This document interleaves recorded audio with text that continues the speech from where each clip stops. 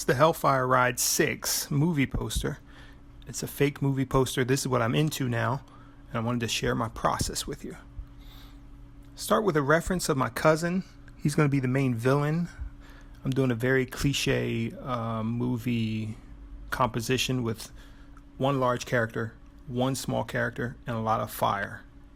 I don't know if that was my intention at the onset, but that's what it ended up being because I'm not very original. I'm going to zoom in on some of the details here as I go along. The power of digital painting is that you can just cut and crop and move and adjust elements of the painting on the fly. Very efficient, very quick.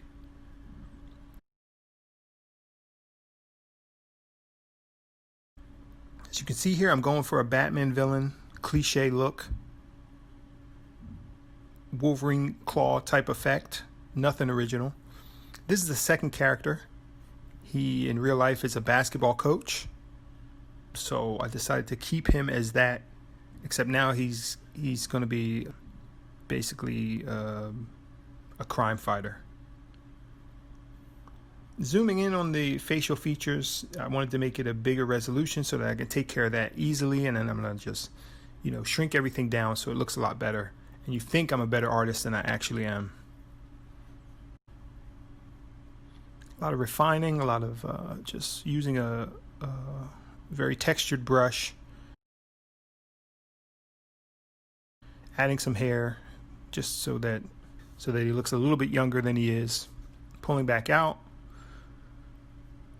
Decided to add a little Joker prop just to keep myself entertained. Digital painting is not the most fun thing in the world. I would advise you against it, actually.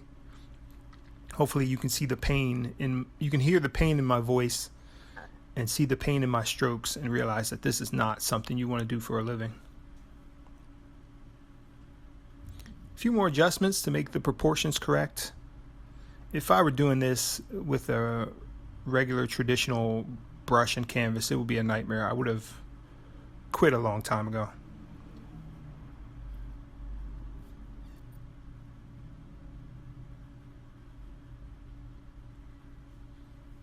Gave him a couple Dirty Harry style guns just because. Gave him a Ghost Rider head. I mean, that seems essential in any action movie these days. Some repositioning, trying to work out where I want to put the figures in relationship to each other.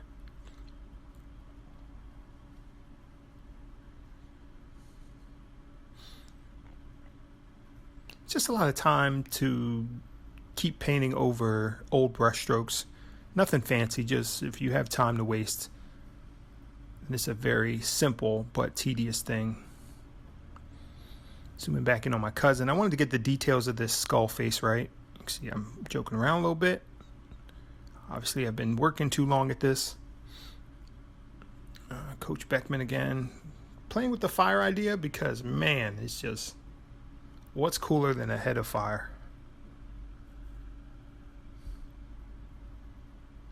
I actually like this. It looked kind of good. I decided not to keep it in the painting, but, I learned something new for next time.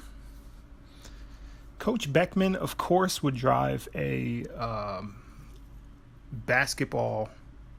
high school basketball team bus. I mean, what other vehicle would he have? It just made perfect sense for me. So I used some reference off of his actual team that he coaches, threw that in there for a little nice touch. Maybe it gets that one extra like on Instagram. And of course, sticking with the Ghost Rider theme, the bus is flying out of hell. This is my favorite part of the painting, actually. This was kind of fun to do. The elements for a great action movie, they're all there. You have fire, you have guns, you have a skull, and you have lens flare. Very cliche. And so that's pretty much the basis of the painting. There's just a few details. I'd like to work on my contrast more, but as it is, I'm pretty impressed that I was actually able to finish a painting. Just add some fire because, I mean, he would not come out of that unscarred, unscathed. And just some text, just so you understand what I was going for. He returns because this is obviously the 6th movie in this series. People are still into this series despite going through that many iterations. This is an issue you probably have encountered: painting on the wrong layer. We all make that mistake. Easily fixed. There you have it, where I ended on the painting. Not bad. Kind of proud of it. Could do things better if I want to put more time into it. There's obviously some things I can fix, but as it stands, that's the process.